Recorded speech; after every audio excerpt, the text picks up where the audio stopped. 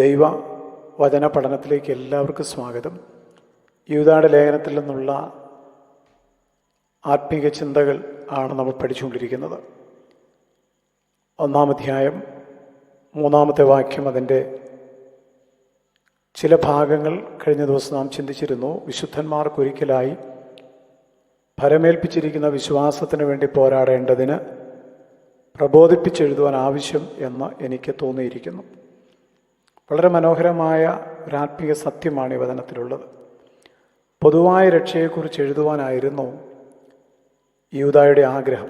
എന്നാൽ പരിശുദ്ധാത്മാവ് പെട്ടെന്ന് സഭ നേരിടുന്ന ഒരപകടത്തെക്കുറിച്ച് എഴുതുവാൻ അദ്ദേഹത്തെ നിർബന്ധിക്കുകയാണ്, അല്ലെങ്കിൽ അപ്പോസ്തലന്റെ മനസ്സിൽ തോന്നിക്കുകയാണ്. ഇതിനെയാണ് ആത്മനടത്തിപ്പെന്നൊക്കെ നമുക്ക് പറയുവാനായിട്ട് കഴിയുക. ദൈവം ഓരോരോ സമയങ്ങളിൽ നമ്മുടെ ഹൃദയത്തിൽ കാര്യങ്ങൾ എങ്ങനെ ബോധ്യപ്പെടുത്തുന്നു എന്ന വിഷയമാണ് നാം ചിന്തിക്കുന്നത്. പൊതുവിലുള്ള രക്ഷയെക്കുറിച്ച് എഴുതുവാൻ വളരെ ഉത്സാഹിച്ചിരുന്ന അദ്ദേഹത്തിന് പെട്ടെന്ന് എഴുതേണ്ട വിഷയം അതല്ല, മറ്റൊരു വിഷയമാണ് എഴുതേണ്ടത് എന്നുള്ള ഒരു ദൈവിക നിയോഗം ലഭിക്കുകയാണ്. ആദ്യം താൻ ആഗ്രഹിച്ചതും ഉത്സാഹിച്ചതും നല്ല കാര്യമായിരുന്നു. നല്ല കാര്യങ്ങൾ ചെയ്യുവാനുള്ള ആഗ്രഹത്തിൻ്റെ ഇടയിലും ദൈവം ചിലപ്പോൾ വഴിമാറ്റി നമ്മെ നയിച്ചേക്കാം. എല്ലാവരും പങ്കിടുന്ന രക്ഷയെക്കുറിച്ച് അല്ലെങ്കിൽ എല്ലാവർക്കും പ്രാപ്യമാകുന്ന രക്ഷയെക്കുറിച്ച് എഴുതുവാനായിരുന്നു ഉദ്ദേശ്യം. എന്നാൽ യഥാർത്ഥ വിഷയം അപ്പോൾ അതല്ല, മറ്റൊന്നാണെന്ന് അവൻ്റെ ഹൃദയത്തിൽ ദൈവം തോന്നിച്ചു. ഇവിടെ കാണുന്ന ഒരു പ്രധാനപ്പെട്ട സന്ദേശം, ദൈവം നമ്മെ നയിക്കുമ്പോൾ ചിലപ്പോൾ നമ്മുടെ നല്ല പദ്ധതികൾ പലതും മാറ്റിവെക്കേണ്ടി വരും. നമ്മുടെ ചിന്തയിൽ ഒരു കാര്യം ഏറ്റവും പ്രധാനപ്പെട്ടതായിട്ട് നമുക്ക് തോന്നുന്നുണ്ടാകാം. എന്നാൽ ദൈവത്തിൻ്റെ ദൃഷ്ടിയിൽ മറ്റൊരു കാര്യം അതിനേക്കാൾ പ്രധാനമായി ആവശ്യമായി തോന്നുന്നുണ്ടാകാം. മനുഷ്യൻ്റെ ഹൃദയത്തിൽ പല ആലോചനകളുണ്ടെങ്കിലും ദൈവത്തിൻ്റെ ആലോചന തന്നെ നിവൃത്തിയാകും എന്ന് സദൃശവാക്യം 19:21 ഇതിനോട് ചേർന്ന് നാം ചിന്തിക്കേണ്ടതാണ്. പരിശുദ്ധാത്മാവാണ് നമ്മുടെ ഉള്ളിൽ അങ്ങനെ ഒരു ഭാരം തരുന്നത്. യൂദാ പറയുന്നു, ഇങ്ങനെ എഴുതണം എന്ന് എനിക്ക് തോന്നി. ഇത് വെറും വികാരപരമായ ഒരനുഭവമല്ല. സഭയുടെ അവസ്ഥയും വിശ്വാസത്തിൻ്റെ പോരാട്ടവും വിശ്വാസികളുടെ ആശയക്കുഴപ്പങ്ങളും തിരിച്ചറിഞ്ഞ അദ്ദേഹത്തിന് ലഭിച്ച ഒരു ആത്മീയ ബോധ്യമാണ്. എനിക്ക് തോന്നി. പരിശുദ്ധാത്മാവ് പലപ്പോഴും നമ്മുടെ ഹൃദയത്തിൽ ഇങ്ങനെയുള്ള ഭാരം നൽകുന്നു. ആരെങ്കിലും സഹായിക്കണം, അവരോട് സംസാരിക്കണം, ഒരു തെറ്റ് തിരുത്തണം, ഒരു കാര്യം ഉപേക്ഷിക്കണം, ഒരു പ്രത്യേക ദൗത്യം ഏറ്റെടുക്കണം എന്നിങ്ങനെ ഉള്ളിൽ തോന്നലുകൾ, ബോധ്യങ്ങൾ ദൈവമാണ്, ദൈവത്തിൻ്റെ ആത്മാവാണ് നമുക്ക് നൽകുന്നത്. യെരുശലേമിൻ്റെ ശോചനീയമായ അവസ്ഥ കേട്ടപ്പോൾ നെഹമ്യാവിന് ഹൃദയത്തിൽ ഒരു ഭാരം ഉണ്ടായി. ആ ഭാരം പിന്നീട് ഒരു നിയോഗമായിട്ട് മാറുകയാണ്. ദൈവത്തിൻ്റെ നടത്തിപ്പുകൾ വലിയ ശബ്ദകോലാഹലത്തോടെ ആയിരിക്കണമെന്നില്ല.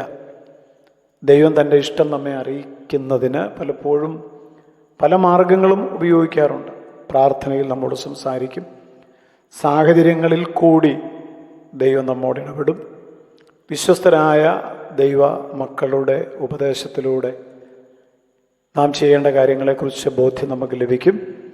എന്നാൽ ഇത് എല്ലാം ഉണ്ടെങ്കിലും ദൈവഹിതമാണോ അല്ലയോ എന്നുള്ളത് പരിശോധിക്കേണ്ടത് ദൈവവചനത്തിൻ്റെ മാനദണ്ഡത്തിലായിരിക്കണം. ആത്മാക്കളെ വിശ്വസിക്കാതെ ഏത് ആത്മാവും ദൈവത്തിൽ നിന്നുള്ളവയോ എന്ന് പരിശോധിക്കണം എന്നൊന്ന് യോഹന്നാൻ 4:1 നമ്മൾ കാണുന്നുണ്ട്. നമ്മുടെ എല്ലാ തോന്നലുകളും പരിശുദ്ധാത്മ നടത്തിപ്പാണെന്ന് കരുതരുത്. നമ്മുടെ ഹൃദയത്തിൽ ഉണ്ടാകുന്ന തോന്നൽ ദൈവവചനത്തോട് പൊരുത്തപ്പെടുന്നുണ്ടോ, യോജിക്കുന്നുണ്ടോ എന്നുള്ളത് പ്രത്യേകം ശ്രദ്ധിക്കണം. കാരണം പരിശുദ്ധാത്മാവ് നമ്മുടെ ഉള്ളിൽ തരുന്ന തോന്നലുകളെല്ലാം ക്രിസ്തുവിൻ്റെ മഹത്വത്തിലേക്കാണ് നമ്മളെ നയിക്കുന്നത്. ദൈവത്തിൻ്റെ ആത്മാവിൻ്റെ നടത്തിപ്പ് നമ്മെ ഒരിക്കലും സ്വാർത്ഥതയിലേക്കോ അഹങ്കാരത്തിലേക്കോ ആശയക്കുഴപ്പത്തിലേക്കോ നയിക്കത്തില്ല. അത് ക്രിസ്തുവിനെ ഉയർത്തുകയും ദൈവവചനത്തിൻ്റെ അനുസരണത്തിലേക്ക് നമ്മെയും അനേകരെയും നയിക്കുകയും ചെയ്യുന്ന ഒന്നാണ്. ഈ കാര്യം നാം പ്രത്യേകം ശ്രദ്ധിക്കേണ്ടതാണ്. ദൈവത്തിൻ്റെ നടത്തിപ്പ് തിരിച്ചറിയുവാൻ നാം പഠിക്കുക എന്നുള്ളത് വളരെ പ്രധാനമാണ്. പ്രാർത്ഥന എന്നത് നമ്മുടെ ആവശ്യങ്ങൾ ദൈവത്തോട് പറയുന്ന അനുഭവം മാത്രമല്ല, ദൈവത്തിൻ്റെ ശബ്ദം കേൾക്കാനും അവിടുത്തെ ഇഷ്ടം മനസ്സിലാക്കുവാനും നമുക്ക് കഴിയണം. തിരക്കുകൾക്കിടയിൽ ദൈവസന്നിധിയിൽ കാത്തിരുന്ന സമയത്ത് നാം എടുക്കുന്ന തീരുമാനങ്ങൾക്ക് പലപ്പോഴും വ്യക്തത ദൈവം കൂടുതൽ നൽകും.